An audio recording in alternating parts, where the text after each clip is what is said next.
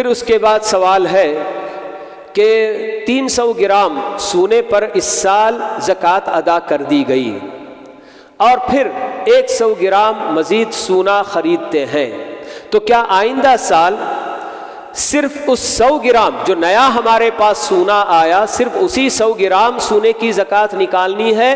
یا پہلے سے 300 گرام جو سونا ہے وہ اور یہ کل ملا کر 400 گرام سونے کی زکوٰۃ نکالنی ہے؟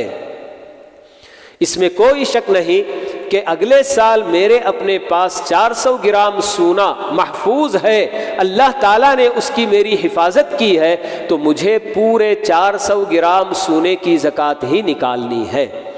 یہ اس طرح کا خیال بہرحال کچھ لوگ کہہ دیتے ہیں کہ ایک مرتبہ ہی کسی بھی چیز پر زکوٰۃ نکالنی ہے، جس چیز کی زکوٰۃ نکال دی گئی دوبارہ اس چیز کی زکوٰۃ نکالنے کی ضرورت نہیں، ایسا کہنے والے کہتے ہیں۔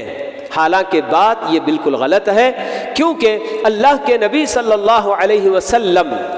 زکوٰۃ سن 2 ہجری میں فرض ہوئی تھی، اور اسی وقت سے آپ اپنے صحابہ کو زکوٰۃ وصول کر کے لانے کے لیے بھیجا کرتے تھے۔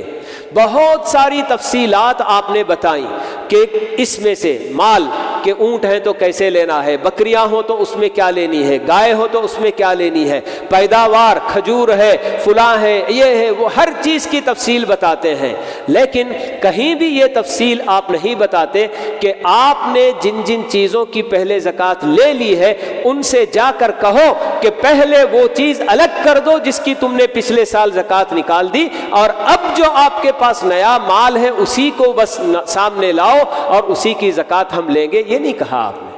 ہمیشہ بس بھیجتے ہیں جو بھی جن کے پاس بھی زکوٰۃ فرض ہوئی ہوتی ہے تو اس میں سے زکوٰۃ نکال کر لانے کے لیے آپ بھیجتے ہیں۔ تو اس لیے یہ بات بالکل غلط ہے کہ آپ نے ایک مرتبہ جس چیز کی زکوٰۃ ادا کر دی دوبارہ زندگی بھر کبھی اس چیز کی زکوٰۃ ادا کرنے کی ضرورت نہیں، یہ غلط ہے، کیونکہ ہمارے اپنے پاس وہ جو مال موجود ہے وہ خود اللہ تعالیٰ کی ایک بہت بڑی نعمت ہے۔ ہاں کچھ بھی ہو سکتا تھا کہ وہ مال ختم بھی ہو سکتا تھا، لیکن اللہ رب العالمین نے اس کی حفاظت کی ہے اور ہمارے پاس وہ ویسے ہی موجود ہے، تو اس کا مطلب یہ کہ اللہ تعالیٰ کی مہربانی ہم پر ہوئی ہے۔ تو ایسے میں یقیناً ہمیں ان سب مال کا مکمل اس کی زکوٰۃ نکالنی چاہیے۔